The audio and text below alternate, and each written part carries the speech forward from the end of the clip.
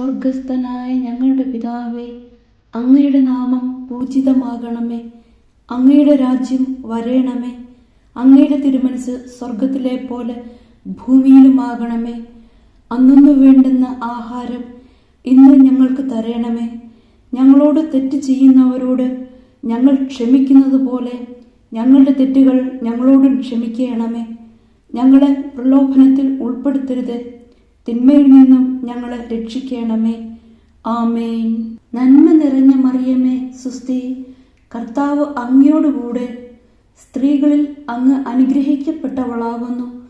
അങ്ങയുടെ ഉദരത്തിൻ ഫലമായ ഈശോ അനുഗ്രഹിക്കപ്പെട്ടവനാകുന്നു.